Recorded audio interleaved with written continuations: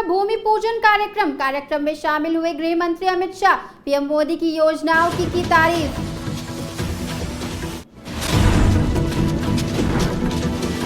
अल्लूरी सीताराम राजू की 128वीं जयंती पर कार्यक्रम। रक्षा मंत्री राजनाथ सिंह ने की शिरकत। सीताराम की महानता पर डाला प्रकाश। कांग्रेस सांसद जयराम रमेश का बड़ा बयान। सर्वदलीय बैठक को लेकर दिया बयान। बोले सर्वदलीय बैठक औपचारिकता होगा, कुछ नहीं। महाराष्ट्र में भाषा विवाद पर सियासी बवाल। विवाद पर सीएम फडणवीस का बयान। बोले मराठी पर गर्व ठीक, पर गुंडागर्दी बर्दाश्त नहीं। नमस्कार, मैं श्रेया और आप देख रहे हैं आज की खबर। चलिए एक नजर डाल लेते हैं देश दुनिया की कुछ खास खबरों की ओर। पुणे लाइफ स्पेस इंटरनेशनल के भूमि पूजन कार्यक्रम में केंद्रीय गृह मंत्री अमित शाह शामिल हुए।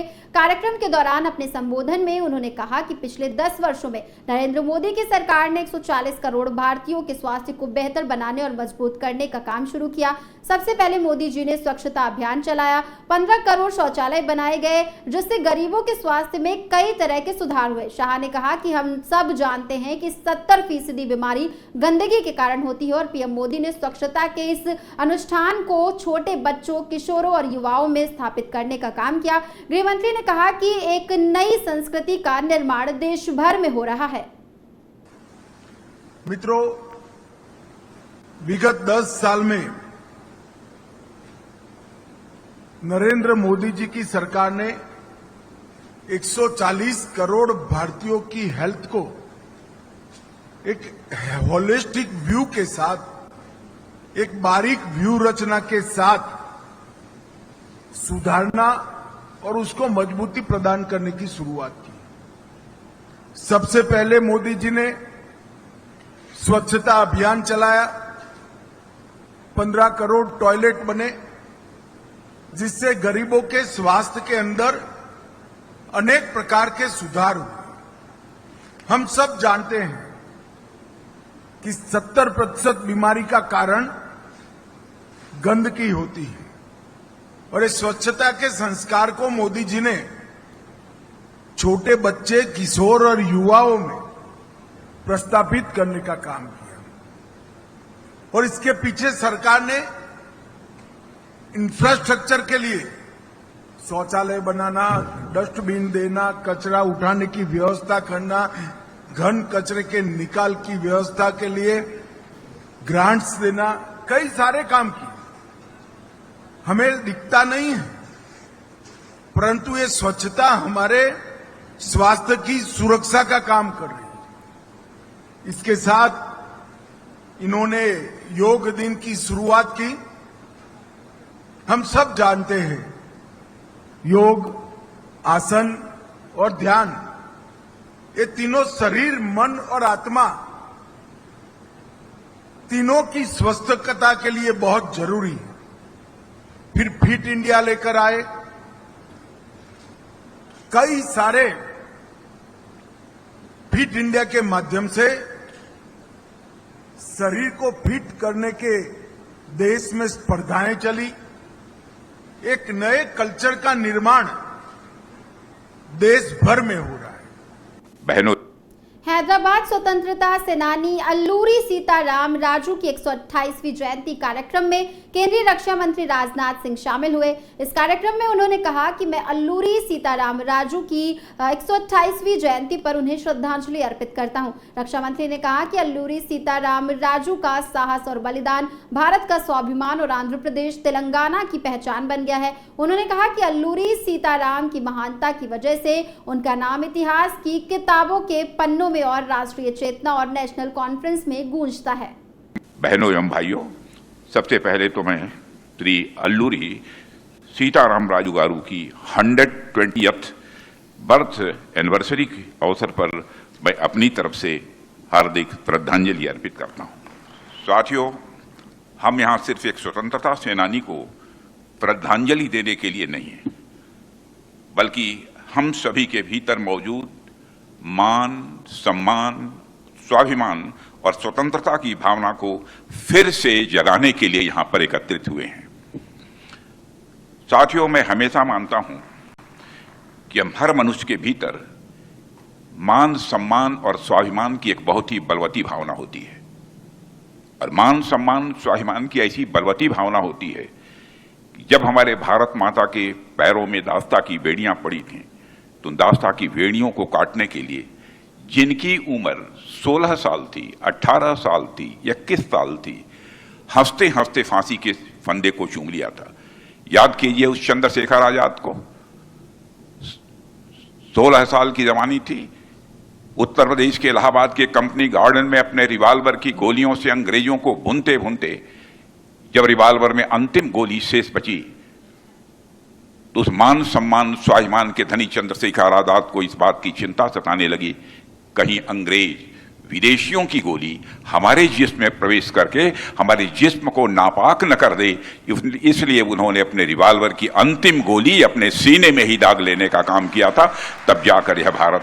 देखिए, कांग्रेस सांसद जयराम रमेश ने संसद सत्र से पहले 19 जुलाई को सर्वदलीय बैठक पर बयान दिया है। उन्होंने पिछली सर्वदलीय बैठक का जिक्र करते हुए कहा कि हम सर्वदलीय बैठक में जाते हैं, ये 1.5 घंटे तक चलती है। जेपी नड्डा आते हैं, रक्षा मंत्री राजनाथ सिंह आते हैं, किरेन रिजिजू आते हैं, सब लोग अपनी बात बोलते हैं और उसे नोट भी करते हैं, लेकिन कुछ नहीं होता क्योंकि जो लोग इसे करवाने वाले हैं, गृह मंत्री और प्रधानमंत्री, वे आते ही नहीं है। ये सिर्फ औपचारिकता है, लेकिन हम बैठक में जाएंगे। उन्होंने कहा कि हमारी तरफ से चीन, पाकिस्तान, अमेरिका, बांग्लादेश आर्थिक मुद्दे, बेरोजगारी सहित तमाम मुद्दों पर अपनी बात रखते हैं, लेकिन कुछ नहीं होता। देखिए, ये ऑल पार्टी मीटिंग तो मैं समझता हूँ हम लोग जाते हैं, 1.5 घंटे तक चलता है। राजनाथ सिंह जी आते हैं, नड्डा जी आते हैं, रिजिजू आते हैं, सब लोग अपना बात बोलते हैं, वो लोग नोट लेते हैं और कुछ होता नहीं है। क्योंकि जो कराने वाले हैं 2 लोग, प्रधानमंत्री और गृह मंत्री, वो तो मौजूद नहीं होते हैं। बेचारे राजनाथ सिंह जी, नड्डा जी, रिजिजू जी का तो कुछ चलता ही नहीं है, वो तो सुनते हैं। तो ये तो एक औपचारिकता है, इसका कोई असर नहीं है। तो मैंने कहा ठीक है, हम लोग जाएंगे इन ऑल पार्टी मीटिंग में, हम लोग हमारी ओर से हम मांग तो करेंगे, इन मुद्दों पर चर्चा होनी चाहिए। समय का अभाव नहीं है, काफी समय, अभी 4 दिन भी बढ़ाया गया है। क्यों बढ़ाया गया है मुझे पता नहीं है, हमको जानकारी नहीं है। पर जब इतनी गंभीर चुनौतियां हैं, सामरिक चुनौतियां हैं, आर्थिक चुनौतियां हैं, चीन को लेकर, बांग्लादेश को लेकर, पाकिस्तान को लेकर, अमेरिका को लेकर, सब बड़े बड़े मुद्दे हैं, आर्थिक मुद्दे हैं हमारे देश के अंदर, बेरोजगारी को लेकर बढ़ती हुई आर्थिक विषमताएं हैं, ये सब मुद्दे हैं। हम लोग हमेशा हमारी बात रखते हैं, पर होता तो कुछ नहीं, कुछ होता तो नहीं है। और जब पार्लियामेंट का सत्र शुरू होता है, वही सुबह प्रधानमंत्री देश के नाम से एक संदेश देते हैं, टीवी पत्रकारों से टीवी पर 10 मिनट का प्रवचन देते हैं कि रचनात्मक सहयोग होना चाहिए। रचनात्मक सहयोग तभी हो पाएगा जब सरकार हमारी बात सुनेगी। महाराष्ट्र में बढ़ रहे भाषा विवाद को लेकर मुख्यमंत्री देवेंद्र फडणवीस का बयान सामने आया है। उन्होंने कहा कि मैं स्पष्ट शब्दों में बताना चाहता हूं कि महाराष्ट्र में मराठी भाषा पर गर्व करने में कोई गलत बात नहीं है, लेकिन भाषा के चलते अगर कोई गुंडागर्दी करेगा तो इसे हम सहन नहीं करेंगे। कोई अगर भाषा के आधार पर मारपीट करेगा तो ये सहन नहीं किया जाएगा। सीएम फडणवीस ने कहा कि जिस प्रकार की घटना हुई है उस पर पुलिस ने भी कार्रवाई की और आगे भी अगर कोई इस तरह भाषा को लेकर विवाद करेगा तो उस पर कार्रवाई होगी। बता दें कि महाराष्ट्र में भाषा विवाद को लेकर मारपीट का मामला सामने आया था, जिसके बाद से सियासी पारा हाई हो गया था।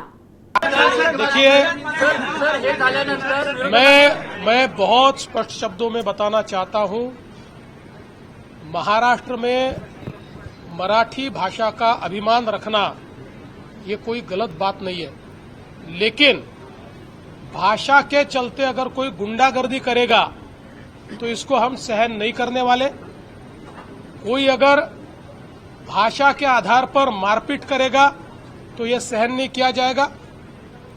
जिस प्रकार की घटना हुई है उसके ऊपर पुलिस ने एफआईआर भी किया और कार्रवाई भी की है, और आगे भी अगर कोई इस प्रकार से भाषा का विवाद करेगा तो उसके ऊपर कानूनन कार्रवाई होगी। हमको हमारी मराठी का अभिमान है, लेकिन भारत की किसी भी भाषा के साथ इस प्रकार से अन्याय नहीं किया जा सकता, ये भी हमको ध्यान में रखना पड़ेगा। और मुझे तो कभी कभी आश्चर्य होता है कि ये लोग अंग्रेजी को गले लगाते हैं और हिंदी के ऊपर विवाद करते हैं, ये कौन सा विचार है और ये किस प्रकार की कार्रवाई है। इसलिए इस प्रकार से जो लोग ऐसा कानून हाथ में लेंगे, इनके साथ कड़ी कार्रवाई की जाएगी। देखिए, हॉकी एशिया कप में पाकिस्तानी टीम को भारत आने की इजाजत दिए जाने पर देश में सियासी घमासान शुरू हो गया है। इसी कड़ी में शिवसेना यूबीटी के नेता आदित्य ठाकरे ने कहा कि बिहार में हॉकी एशिया कप होने जा रहा है और केंद्रीय खेल मंत्रालय ने इसमें भाग लेने के लिए पाकिस्तान की टीम को एनओसी दे दी है। अगर कोई इस पर आपत्ति नहीं करता है तो बीसीसीआई जल्द ही पाकिस्तान को क्रिकेट एशिया कप में भाग लेने की अनुमति भी दे देगा। उन्होंने कहा कि अब जब हम एक देश की आतंकी विचारधारा से लड़ रहे हैं तो केंद्र सरकार चाहती है कि हमारे खिलाड़ी हमारे देश में उसी पाकिस्तान के खिलाफ हॉकी और यूएई में क्रिकेट खेले। ये एक बात मैं देश के सामने लाना चाहता हूं। 3-4 महीने पहले जब पहलगाम का हमला हुआ तो हमने सबने तय किया था कि अब पाकिस्तान से कोई रिश्ता नहीं होगा। ये हम पहले से भी कहते आए।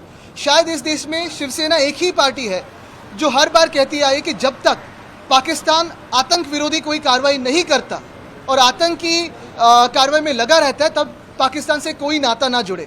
लेकिन दुर्भाग्य इसी देश का यही है कि जिस विषय पे भाजपा चुनाव जीतने की कोशिश करता है, वोट मांगने की कोशिश करता है, डिप्लोमेटिक आउटरीच करने की कोशिश करता है, उसी अभी विषय पर भाजपा पीछे जाते हुए दिख रहा है। पहली बात तो अभी मुझे लगता है एशिया कप हॉकी का बिहार में होने जा रहा है। केंद्र सरकार जो भाजपा की है उसी के स्पोर्ट्स मिनिस्ट्री ने, खेल मंत्रालय ने एनओसी दे दी है पाकिस्तान को, जिस पाकिस्तान से आतंकी आए थे, आतंकवादी आए थे और हमारे देश में धर्म पूछ के हमला किया था। दूसरी बात, अगर हॉकी का ये एशिया कप आगे गया, खेलने दिया, भारत की भावना अगर देखी नहीं गई, भारत शांत रहा, तो फिर यही भाजपा है जो बीसीसीआई चलाता है, जो एशिया कप जो क्रिकेट का है उसमें भी पाकिस्तान को खेलने दिया जाएगा। तो क्यों ऐसे ये चल रहा है? एक तरफ आप देख रहे हो, आज कहते हैं कि हम बांग्लादेश के खिलाफ नहीं खेलेंगे, लेकिन पिछले साल जब हिंदुओं पे अत्याचार होते हैं बांग्लादेश में, तो बांग्लादेश को चावल भेजा गया था, बांग्लादेश को हमारे देश में बुलाया था और टेस्ट मैच खेली गई थी। और आज अगर आप देखिए तो जिस पाकिस्तान से आतंकी कार्रवाई हो रही है हमारे देश के खिलाफ, उसी पाकिस्तान के साथ हॉकी खेलना चाहते हैं हमारे देश में और फिर यूएई में जाके क्रिकेट खेलना चाहते हैं। तो ये देश दुनिया की अहम खबरों में फिलहाल के लिए बस इतना ही। आप देखते रहिए आज की खबर।